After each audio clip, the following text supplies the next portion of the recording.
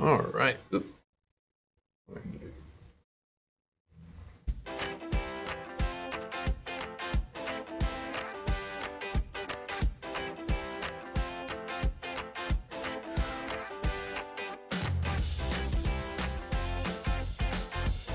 Yeah, I think we should be good. Do you want to check us? And I'm going to turn down that sound. That's pretty loud. We need both. I don't have one. All right, cool, everybody. We're waiting to get checked in. Oh, ha, it's because I've got it. I've got it in my ear. Poor Maria.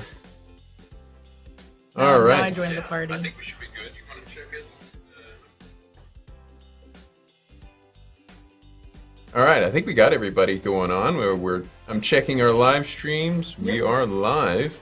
Everybody start checking in. I'm going to reset the teleprompter, and we're going to get started here in just a minute. We'll let everybody get kicked in. Yep. I already said hi to Peter. He joined us. He said happy holidays. Hey, Peter, Merry Christmas. Or Happy Hanukkah. Depends. You could be There's anything. Also Kwanzaa, Kwanzaa. right? I like Kwanzaa. I think we should do it all. Why not? We should just tell you what everybody Chris just Mahana start. Kwanzaa? Is that what the Yeah, old phrase just start was? celebrating. Come October, and you know what? We need to start appreciating our fine brethren north of us in Canada. They do Thanksgiving like in October. Oh yeah, they do. So we should just start, back it up. We'll do Double up. Yeah. Have a Canadian Thanksgiving, have an American Thanksgiving. add Halloween in there. There you go. Just the end of the year, we'll make it all holidays. All holidays. I'm on board with that. Company policy. Company. Y'all have it on. Y'all have it on camera, guys. Y'all are our witness. That's awesome. All right. Well, I think we're good. We're top of the hour, 2 minutes after. We'll let everybody check in, and let's go ahead and get us started. Hey, welcome y'all to this exciting live stream about Power over Ethernet and the Intel NUC. I'm excited about it. It's this guy here. I'm so pumped. It came. We're here. Once you see what this guy can do, I think you'll be excited too. So, without further ado, let's get this show started.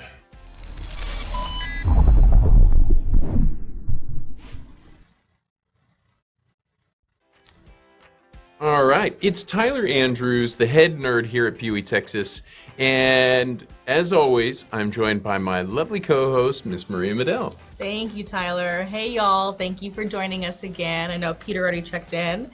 I'm very excited about this show today because we're going to talk about our PoE technology in a very cool new direction. I also think it's cool, not just Tyler. We're powering a PC with PoE. Well, it's a mini PC, but I think that's still cool too. Look how small that guy is. It is. It's pretty small. It's like about the size of a big palm, I'd say. Not my palm. This, in certain circumstances, people might even call this pocket-sized. Pocket size? That's not women's pocket size. I can tell you that right now. Did you ever see those pocket calculators back in the 80s? They were this big. That blows my mind. This is as big as a pocket calculator from 15, 20, I'm not going to say how long ago. Well, it's so cool even though it's mini, it's pocket sized. And what it means is that we can do so many more things with PoE. And to help us understand this product a little bit better, we have John Dietrich, the Chief Marketing Officer at Simply NUC, which is a NUC solutions provider based right here in Austin, Texas. He is videoing in though, he's not here in Austin, but Simply NUC is based here. So John has over 20 years experience in all areas of marketing with a focus on bringing innovative technology like the NUC Lid to growing markets. And before joining the Simply NUC team, he was actually worked as the director of product marketing for Intel itself. So he knows what he's talking about, and we're very excited to hear his thoughts on the NUC market. He's going to be able to answer us some tough questions today. Definitely. So welcome to the show, John. We're happy to have you.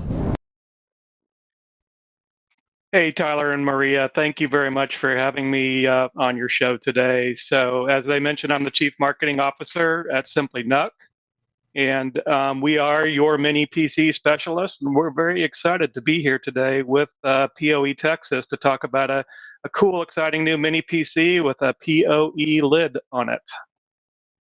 Yes, it's here. It is here. So, thank you, John, for being on the show.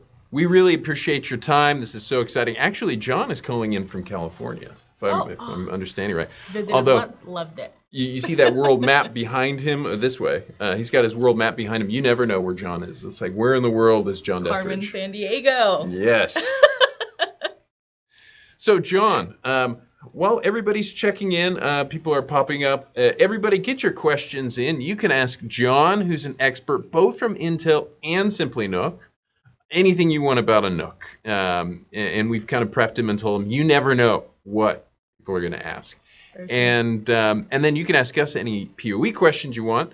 And you can even say, Tyler, I'd like to talk to Maria, because I know I like talking to Maria much more than I like talking to myself. Thank you. So, John, while everybody's getting their questions in,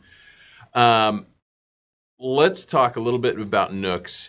And I think everyone is always curious about the naming convention of NUCs, because it's a strange name. So, first of all, what does NUC mean? And then the naming convention, like Dawson's Canyon and all these other canyons. Give us the full story here. Yeah, sure. So first of all, I'm from far northern California, otherwise known as Oregon. So I'm actually up in the Portland area, dark and rainy up here this time of year, and but very happy to be on the call. So the reason I'm up here is I did spend many years with Intel, and Intel has a pretty large presence up here in Portland area, as a lot of people know. She helped start up the NUC business. Some people call it NUC, other people call it NUC, and NUC is the rhymes with luck, and it stands for the next unit of computing, NUC. And when we were basically devising this product 7-8 years ago, sitting around the table, the thought was, how do you make the smallest possible motherboard that's scalable from an Atom processor clear up to a Core i7, so anything from value to full performance. And NUC, next unit of computing, is the name we came up with. You might say, well, gee, John, that was 8 years ago. Why is it now still the next unit of computing? What we're finding is Intel continues to press the envelope every year and come out with cool ideas, new things, new innovations around the small form factor. So each year it still kind of continues that commitment of being the next unit of computing. The PoE thing that we're talking about today is kind of keeps that tradition going of pushing the envelope and doing new, cool, innovative things. Naming convention. So many years ago, Intel got into a little trouble for even on the Intel or internal naming of trademark names and things like that. And so the policy Intel came up with, probably even before I joined the company, was first of all, it needs to be cleared, and secondly, it's place names. And so place names is kind of how all Intel products are named on their internal naming conventions. We started out with a Canyon and kind of decided, hey, we're going to keep the Canyon thing going with the NUC. And so if it's a Canyon, it's most likely going to be a NUC coming from Intel. Intel's got lakes and creeks and bays and all that kind of stuff as well. But Intel's sticking with the Canyon theme. And so if you Google Dawson Canyon, you'll actually find a Dawson Canyon out there, and kind of could equate the nameplates with that product line. And so every new product line coming from Intel will, at least for the NUC, will have a Canyon after it. And so that's kind of the story there. I did not know that. So there you have it, ladies and gentlemen, from Intel's back rooms. I hope you didn't break any NDAs sharing with us. Intel's products are place names. I did not know that. That's a very cool thing. Cool. Well, what do we got from the audience here today? We have a comment from Peter. He said he just purchased an HP Pro desk and would love to try this on that, but that power supply is 65 watts, so maybe it might work, maybe it won't. That's a good question. Peter, I have a simple question for you. The answer is, I believe it will. But maybe a question for you is it running Windows, Linux, or what operating system? But just so you guys know, and John, you can correct me if I'm wrong. So tell me if I'm off on this. Turn off some of these and Sorry. Did you throw Peter's on the question on I the screen? did, Try yes. again. Let's see if we can see it up there. Oh. That is weird. It's pulling up the wrong title. Huh. We'll throw there. This is weird. We're having a very strange thing here. Overlay 1. Huh. We're having issues with Getting the question to first appear. title. We're having issues with our questions. It is weird. It's bringing up the wrong thing. Sorry, Peter. Sorry. We'll get your question, Peter. Yes. So the reason why, and John, correct me if I'm wrong. The reason when a company picks a power supply to go with an application, they usually oversize the power supply a little, just because then they're not dealing with issues of that power supply running a little bit short. Mm-hmm. So just because your power supply says it's using 60 watts, it doesn't necessarily mean that NUC is using 60 watts. John, am I right or wrong on that? Yep, that is true. So obviously, suppliers like Intel and HP and Dell and Lenovo and all the folks that make these type of products don't want blue screens and black screens, and so typically the power brick is gonna, though it reads on the high side, the normal system's operation of the product will be significantly below that. So a lot of it really depends on how fully loaded you are, and what type of what are you doing with all your USB ports, what are you doing with your processor and graphics and so on. But that 65 watts would say you are just absolutely pounding that product with probably a lot more than you normally would. On PoE usages, I think normally you're not going to be loading up all your USB ports and running the CPU to the max. So you got a lot of overhead in there. I think you're going to be fine. But you can always hook a power meter up to it and run your own experiments to see how much power the product's actually drawing. We love experiments. We love experiments. What I can tell you too, Peter, what I would suggest doing is, number one, all of our products come with a 30-day money-back guarantee. So if you try, it doesn't work, we'll take it back, no questions asked. But on that, Peter, what we found is, what I have found in particular is if you set the power settings to balanced, then what ends up happening is that 65 watts is designed for like the absolute like crazy random instantaneous peak. And the way to smooth that out with Windows 10 is to set the power settings to a balanced settings, and then it keeps it from doing those wild peaks. I found that you can get that power down to like 40, 45. So I would say definitely at 65 watts, you were right there. The NUC Lid, by the way, will overrun to 65 watts. The other question to check is whether your power sourcing equipment will. So maybe the other question, Peter, is what is your power sourcing device that you're using? Are you using an injector, a switch, what? And that's also another factor you need to consider as you're planning your system. He said it does run on Windows 10 Professional. Windows 10 Professional. And this guy runs Windows 10 Professional here. And I've been running this guy very comfortably. So yeah, I think you're right on, Peter. I think you're right there to do it, depending on your power sourcing equipment. So, and if you want to see how to do that configuration settings, we have a demo video on YouTube. I'll show part of it today later on, and it walks you through the screens you click to get to the power settings to make that really easy for you. Very cool, very cool. Well, I have a question for everybody out there. Did Peter come back? It looks like he might have come back with Yes. the switch he's using, the Yep. UBNT 500 watt. as the 500 budget. watt. Is that and I right off the top of my head I don't remember. Is that UBNT 802.3 BT or 802.3 AT or BT? Reason why I ask is for those of you who don't know out there, AT is PoE Plus, and it's designed for 25 watts. 802.3 BT is designed for 60 watts and above, and it depends on the type of BT you get. So with this, the NUC Lid, just to confirm, does require either BT or uPoE. So you do need that 60 watts and above. Looks like it might be PoE plus. It probably PoE plus. Yep, managed PoE plus switch. Yeah, so Peter, you're going to need to either get an injector like this guy, or see if you can call the Ubiquity guys and get you 802.3 BT. I think they have a 6-port BT switch at Ubiquity now. I was looking at it, and it looks very, very cool. Yeah, he confirmed Ubiquity AT. Yeah, Ubiquity AT. You know, Peter, if you want to try it out, I do think there's a clever way that might work.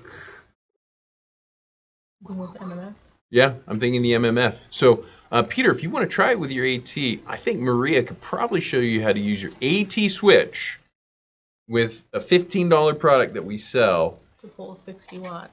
And it would require 2 ports on your AT switch, but you could be able to pull it off with this guy. I think that would be a pretty cool application. So, Peter, reach out to Maria. We'd love to try that with you, because I think that could be very cool. Definitely.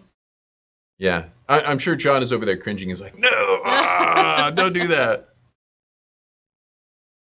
So while we're out here, and while everybody's checking in, and getting their questions in, so let us know questions you have. Maria has posted to Facebook asking everybody what they would use their NUC for. So I'm going to adjust the teleprompter here. So it's decided to be difficult, the teleprompter today. It's okay, I have it in a second location as well. Maria's prepared. She's ready to go. So if you guys haven't been to the Facebook post, it's going to be up all week. So even if you're not live on the show today, let's say you pick this video up tomorrow or the next day, go to Facebook, our Facebook page, and check in on the poll. Tell us how you use your NUC. And by all means, check in on the comments as well. So what have you found out in your research, Maria? So the few applications we did find that were most common were gaming consoles, an AV server, or streaming platforms. Obviously, the gaming console is pretty straightforward. Use it for your gaming. But in regards to the streaming platform, this would mean using it to capture video. So, for example, we use vMix. So with vMix, there's OBS, there's TriCaster. And then if you were to use it as an AV server, it can be for retail or commercial applications, for uses of digital signage, equipment control for AV, or even display screens.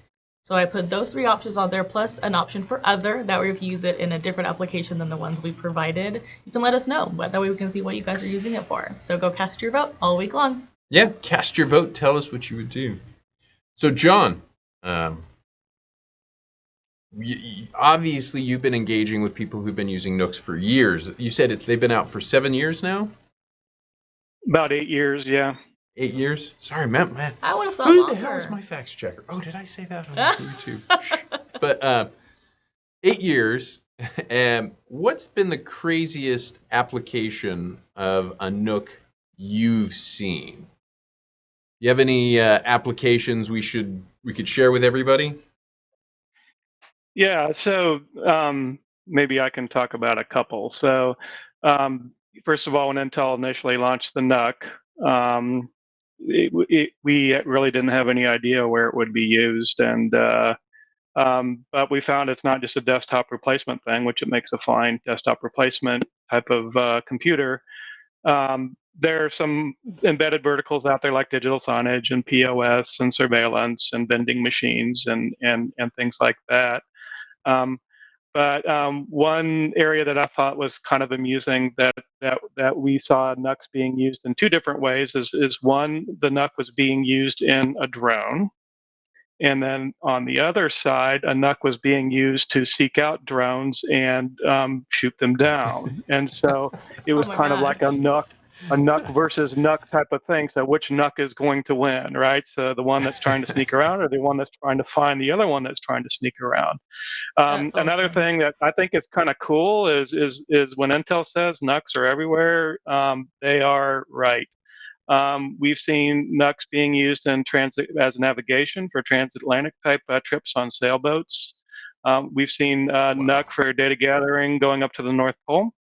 And we've also seen NUCs going up into space, right? So NUCs are everywhere. They're crossing oceans. They're up on the North Pole, and they're even out in outer space. And so, just that small form factor and the need to compute, pretty much wherever you go, the low power aspect of it, easily running off of a battery and things like that, have really turned NUC into a ubiquitous computing machine. So some fun stuff, and just kind of the fact that NUCs are everywhere these days. The North Pole, man. The North Pole and space. I'm a big space fan. So John, you just like tickled my space bone. I'm like, yeah. Peter said he also, the first one you mentioned, he said he uses his as a desktop replacement.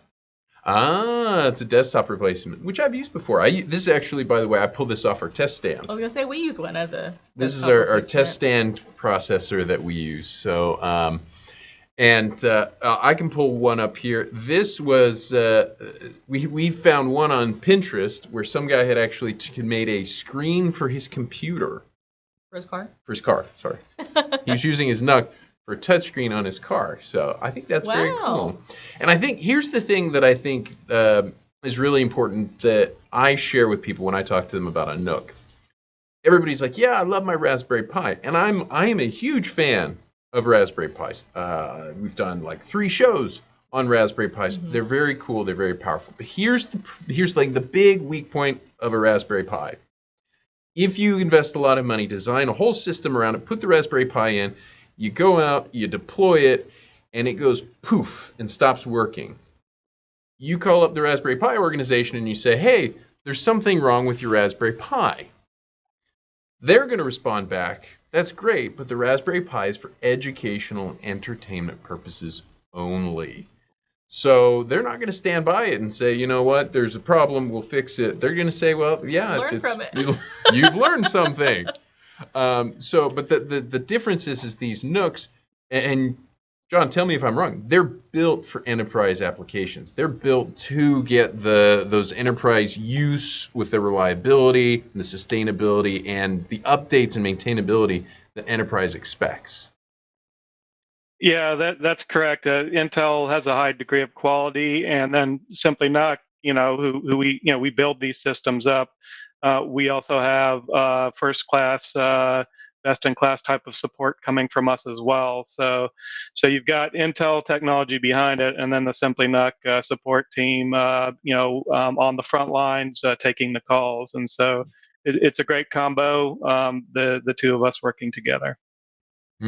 Yes, and that's excellent. So, John, since you touched on it, maybe help people understand the NUC ecosystem, because like if I'm coming to the NUC for the first time, I go, it's Intel's NUC. I figure I'm going to call Intel, and Intel's going to send me a NUC.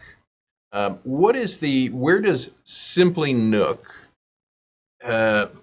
work into the equation, and why is it coming from Simply NUC and not coming from Intel directly? Yeah, so think of Intel as a components vendor. I think we all know that Intel is a processor company. Intel has taken it a step further with the NUC, doing a systems level, what we call bare bones component. And what's meant by that is the product comes with a motherboard and a chassis, but no memory, storage, or operating system on it. And so what Simply NUC has done is we've built our business around the Intel NUC as a systems integrator. And so we'll take the bare bones component from Intel and we'll configure it any way you want. And that's kind of why we call ourselves your mini PC, your mini computer specialist. And so you can go online, get onto our configurator, and what you'll see for each of these families, like Dawson Canyon and so on, a configurator that says how much memory, storage, OS, what accessories do you want, what kind of lid do you want, and so you'll see PoE, lid options like we're talking about today on our configurator. So we're a systems integrator. We go beyond that. We provide all accessories that are needed for your mini computers, and we also actually will team up with partners and create solutions that will take the system, maybe a display, maybe a keyboard, software and so on, and provide complete system solutions for our customers as well. So we kind of take those components from Intel, add a lot of value to them, and customize these things any way our customers want, and that's being seen out there in the industry as being very useful. That's fantastic. That's good to know. Have there ever been any configurations or customizations a customer wanted that wasn't feasible? Ooh, yeah, Maria's coming in with a hard question. How? I mean, I'm weird. I probably would want something weird on it. Yeah. Well, maybe like a Certainly question is the hackbook OS, or what do they call it? The people are hacking iOS or I hope not. onto these NUCs. So Oh, sorry, okay. John. I'll let you answer the question. I apologize. Yeah, sure. So you can actually go online and figure out your Hackintosh thing, and so that's certainly possible. We're not going to configure it that way, but just Google it, and you can do that. When it comes to impossible configurations, the main thing that would limit us is just the amount of something, right? So I've got tons of videos and files to store. I need 20 terabytes or something like that, right? So I think there'll be NUCs out in the future where you could probably even achieve that, but you might need to get a network, a storage type of device for that kind of thing. I need 128 gigs of memory, right? So right now our limit is 64 gigs on the NUC, and so those are the things that limit us. The number of SKUs and unique requests don't limit. We're not limited at all by that. If you come on and you select something that's never been done by us before, we create that SKU for you. That's your SKU. We'll put your name on it, and within 48 hours, we've built that thing and shipped it out the door. So we carry thousands, probably thousands of SKUs because of the methodology that we use. So sure, technology-wise, there's some things that limit you, but that's really where you're going to kind of get into the situations where you'd have to look at another option, maybe a server or something like that, if you need massive amounts of storage and memory. I think Maria's going to call in and get the Maria Canyon. Yeah, I like the sound of having my own custom Yeah. SKU. Well, but would you call it the Maria Holler? That would be cool. I want my Maria Holler.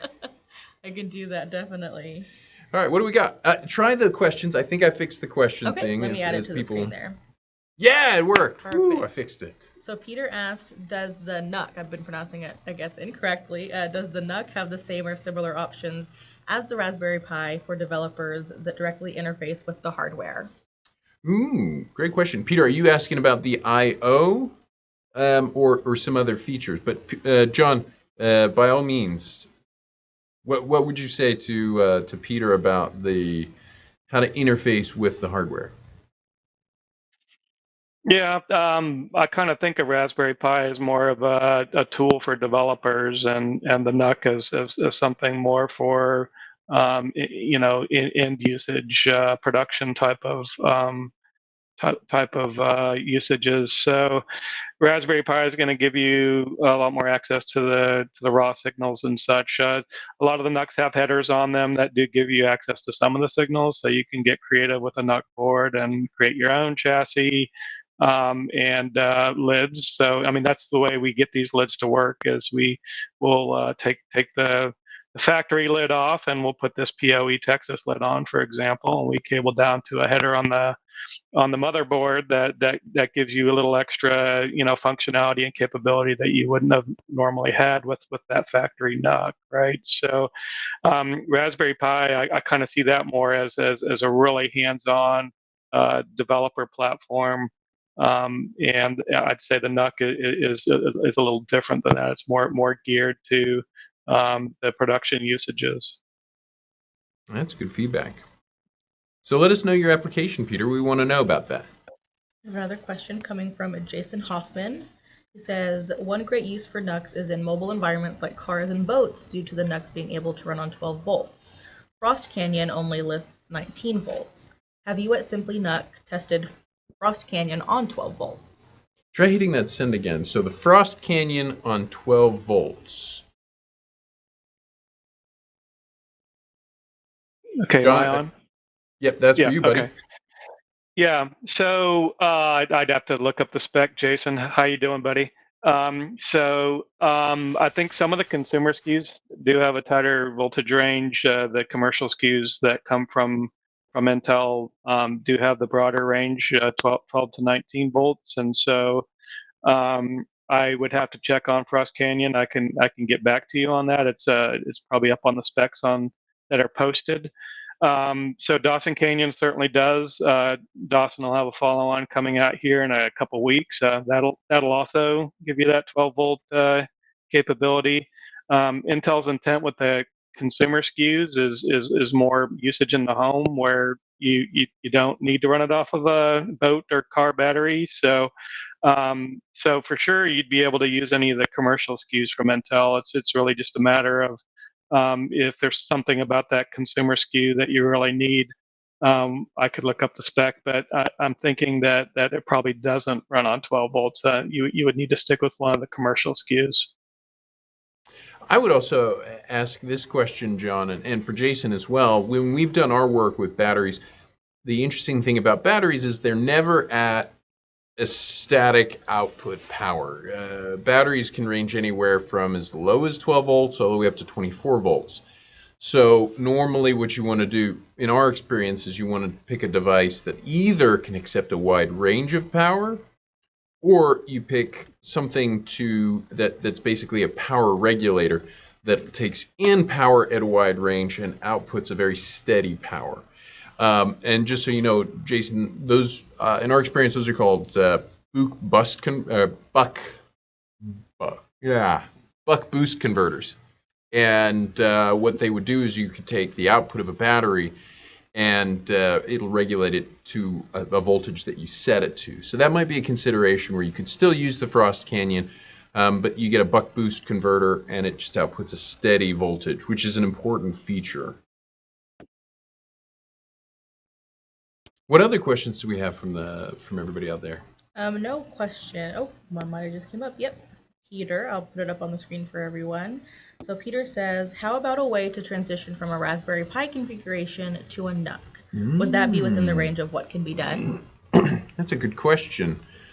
So if I'm understanding you right, Peter, the question then is that you have something running on a Raspberry Pi and you want to upgrade to the NUC hardware. How would you go about doing that? That's a great question. John, any tips? I mean, we may not have the exact answer, but that's a very interesting question. Yeah, so first of all, while you guys were talking, I went and looked up the Frost Canyon spec, and so the voltage range on that is 12 to 19 volts. So Jason might be a happy guy now. He can use his 10th gen NUC, Frost Canyon, which is the latest and greatest, and it should work just fine for him. So the transition one is kind of a tricky question. I think it really depends on what you have today and where you need to go, right? So I'm wondering if you're using Android operating system. It's quite possible that you are. Now, Android isn't supported by Intel on NUCs, but there are third parties that can help with that. So that might be one challenge for you as you move over. It's not that Android won't work on the Intel processors that are in the NUC, but it just won't be supported, and that can be a little tricky when it comes to driver revisions and things like that. So, but we know people who do run the NUCs on Android, and once you get something stable, maybe you decide not to roll drivers after that. You just keep it running with a stable image that you've created. But there's all sorts of other aspects of configuration. I think we're the kind of company that will sit down with folks and kind of work through that and help you transition if you want to. That's a great offer. Big offer there, Peter. John's publicly on YouTube said he would help you transition. But that's a great question for our audience out there, people who are participating. That's actually something we should be talking about is how do we manage the transition from Raspberry Pi, a development platform, to a more enterprise platform, which I think is important because a lot of people, to your point, John, they do develop on Raspberry Pi, but to Peter's point then, if you're going to upgrade to a NUC, how do you make that transition? I think that's a great question, Peter. I think that was a a worthwhile challenge to say. So let's find out what we can. He said he's using Raspbian and Linux. Raspbian Linux. And then Jason chimed in to Peter saying he would need a different kernel going from Raspbian to an x86 Linux. Because you can run a NUC on Linux. And so I would be surprised to find out if there's a pretty easy Raspbian emulator that will run on Linux that you can install on a NUC. That's a great question. Very, very interesting conversation, guys. I think, and I think probably we got some experts out there who know more about it than even I. And I'm not a Linux expert, Definitely and I wouldn't more pretend to be. Jason did chime in also and say that he has actually fried a couple of NUCs due to dirty power. Yes, dirty power. But he was excited to hear that the Frost Canyon could be used on 12 volts. He said, "Woo!" Yeah. Very cool. Well, guys, keep the questions coming in. I'll tell you what, while we're doing that, why don't I go ahead and I'm going to go ahead and start moving into a demo. So, Maria, it's good questions. People want to know things come in. Hit me up with the questions. Definitely. In the meantime, I'm going to start doing a little bit of a demo here and showing you guys how the NUC lid actually works. So, the first thing is you need to get your NUC lid. And people apparently love unboxing, so I'm going to unbox this guy right here. Therapy. It's therapeutic. Oh, look at that bad boy. So this is what we got, what comes in our box. Now, the interesting thing, and I'll cover this in the demo, the NUC lid comes with the board mounted in one of the lids. This happens to be the Generation 7 lid, so vote for us whether you want to see it on the 8, because if you go down to the next level, on our next level, we actually have a lid for Generation 8 and 10. Now, what's cool with this one, you can see it too, is this was a special request from our guys at NUC, the little vents on the side. It's a very sleek kind of thing. This does add about 1 inch onto the top of your NUC. And so some people have mentioned that's something they're curious about, but it does add 1 inch, and then you get these beautiful connectors. So we ship it with the connectors inside it, so you'll be able to get all the different connectors you want. And then we even ship it with these cool thermal pads here. So let me get those out of the light there. These thermal pads that mount onto your NUC. So if you're ready, what we can do, guys, is I'll just show you what this all looks like on our video. So I'm going to switch us over, John. 1 second. So that question from Jason, I got totally distracted. Here we go. Oh yeah, they're talking about. Besides the GBT-NUC, you need the right kind of PoE installed. NUCs can draw a fair amount of power, so you really need an 802.3 BT or uPoE switch or injector. Yes, you can use your Cisco uPoE devices, and we'll show you how to configure the port or the NUC a little later. For today, I'll use our BT1 55V 60WI, which is our indoor IEEE 802.3 BT dual signature injector you can find on your favorite sales channel. This injector allows you to add IEEE 802.3 BT power any PoE or non-PoE switch. The installation is simple and fast to accomplish. The hardest step is making sure you have the right lid model installed on your adapter. Let me show you how it's done. The form factor information is in the part number on the case. I'll show you on this NUC. I flip it over and check out the part number. Find the first I. Then the number before that is the model number you need for the lid. In this case, I have the 7. I simply need to check whether the underside lid is labeled with the same number 7 or 8. If I have the wrong lid on, no problem. Simply unscrew the board from the lid and screw it into the correct lid. Now, remove the existing lid from your NUC.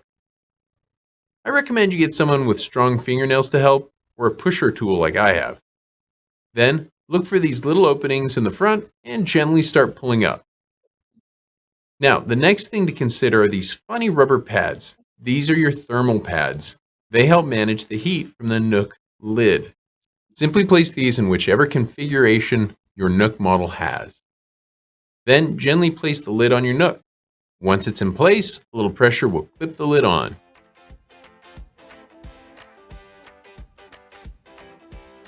Finally, use the included patch cable to connect the LAN port to the Ethernet port of your NUC and the DC power cable to the DC port. And you're ready to connect the power to the PoE port of your lid. Your NUC should start to boot right away.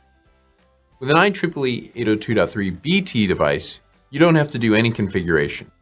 The PoE NUC lid will work right away.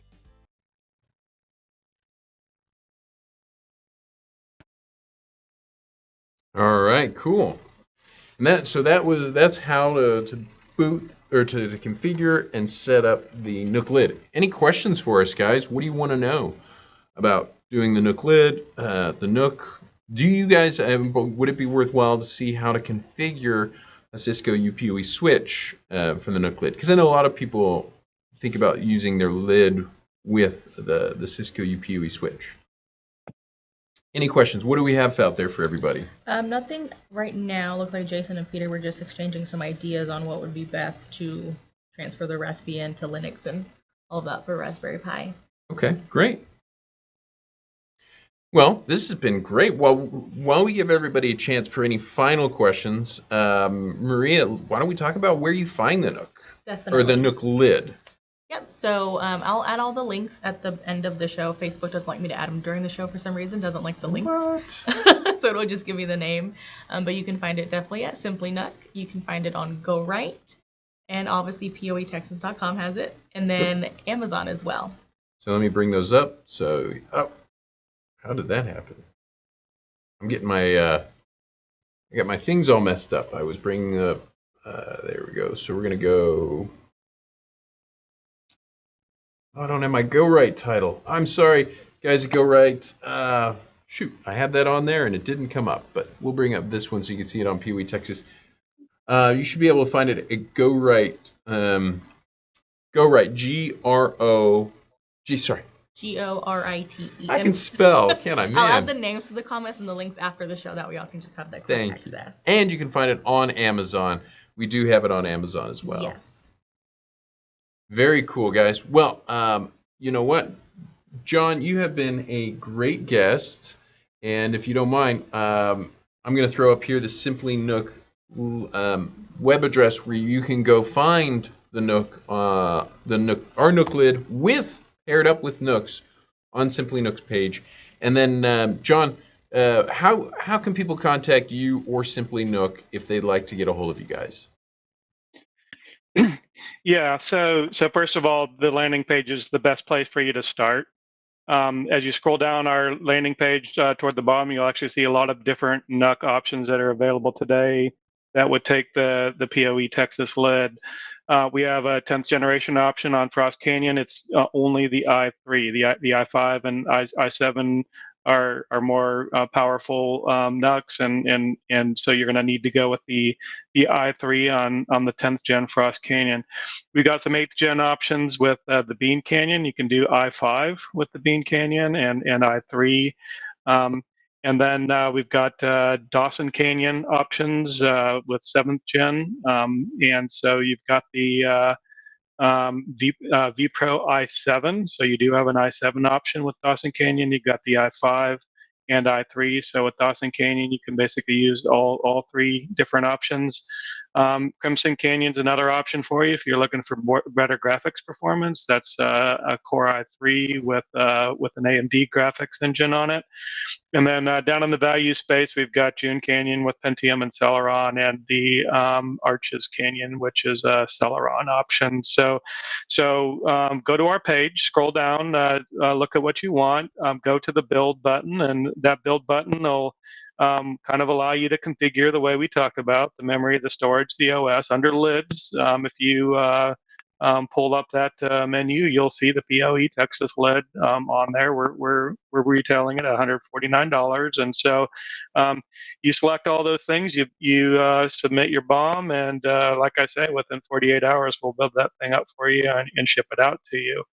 If you have any questions or need to talk to our sales team, there's links on there to reach us at simplynuc.com at sales.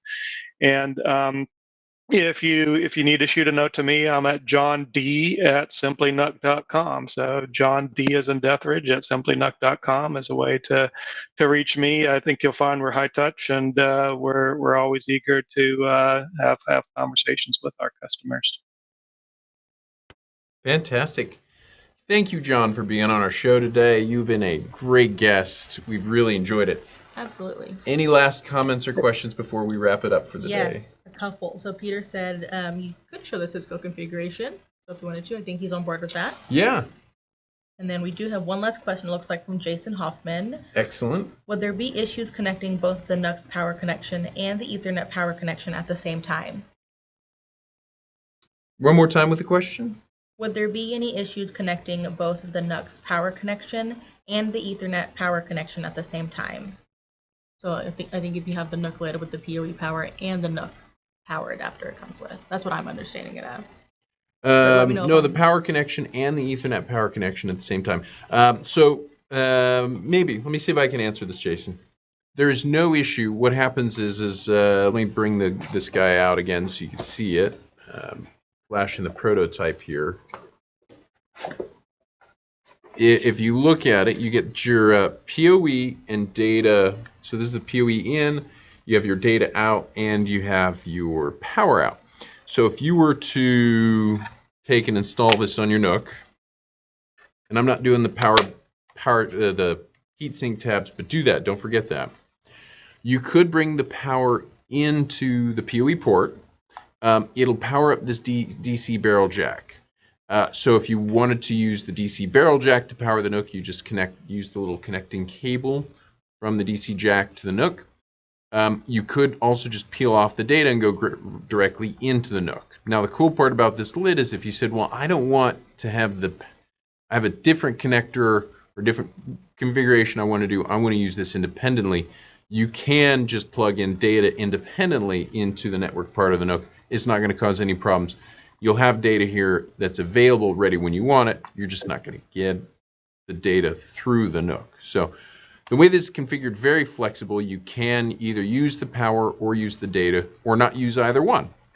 Whichever one you choose to do, you just connect to the port that you need. Have I answered the question you were hoping to get, Jason? Let me know, and I'll set up this Cisco configuration video segment.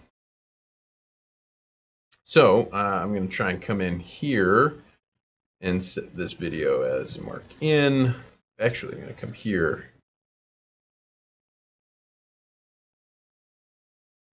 Sorry, I'm getting this set up for you guys so you don't have to watch the whole thing.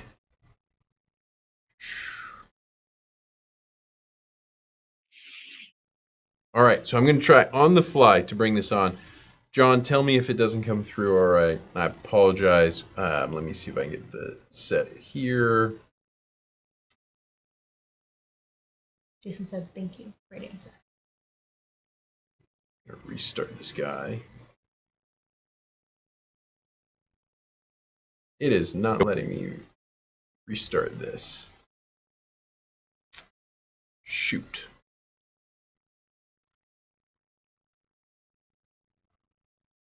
I apologize, Peter. I thought I had it all queued up. I did not. But Maria, we'll put a link to the short video on on this. You can go back and see it. It's like a 4-minute video, and it'll show you the Cisco configuration. I will also tell you that if you have any questions, technical questions about how to use this as well, there is on our technical center. You go to our technical center, you'll see the NUC. You can go in there and you can see step-by-step command line instructions, everything you need to do the configuration. I apologize, Peter. I thought I had it ready to go, but I did not. Any other questions for us, guys? That might have closed it out. All right. Excellent. Well, thank you all for coming. I love doing these shows with a NUC. Thank you, John, for being here. We really appreciate your time today. Yeah, thanks for having me on as your guest. Looking forward to this adventure here of working in our partnership and getting the NUCs and the PoE Texas lids out there to our customers. So thank you to the audience for listening to us. Fantastic. Thanks, guys. Yes, y'all were great today. So I'm just going to wrap us up here. So, you guys are great. We love nerding out on all things PoE, as you know. And feel free to reach out to us with any questions, comments. What do you want to see us do with the NUC? You can get us to do all kinds of crazy things for you, to show you how to use a NUC and our PoE adapter at the same time. Now, you can reach out to us on our webpage, Instagram, LinkedIn, Twitter, wherever you are, Facebook, YouTube, we're there. If you find this show helpful, interesting, whatever, please share it with your friends, colleagues, and even customers. Hit that share button. You might be shocked to find out that sharing these kinds of shows on your social channels or with your customers and partners will increase your reputation as an expert and increase your business.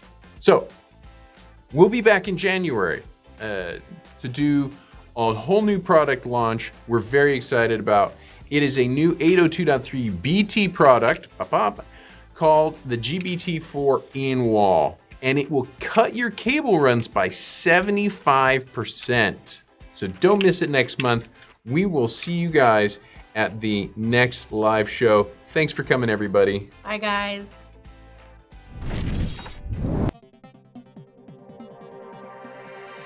All right, we know we're on, just in case. We everybody, if you hung out for the post show, we've got the audio on. We know. Yes. We just like to chat on the audio while we run the few at the end credits. That was excellent having John on the show. I enjoyed that. Great insight. Yeah, we had a great audience today. Everybody was really cool. We love doing the show. All right, everybody, thanks for coming, and we will see you next month.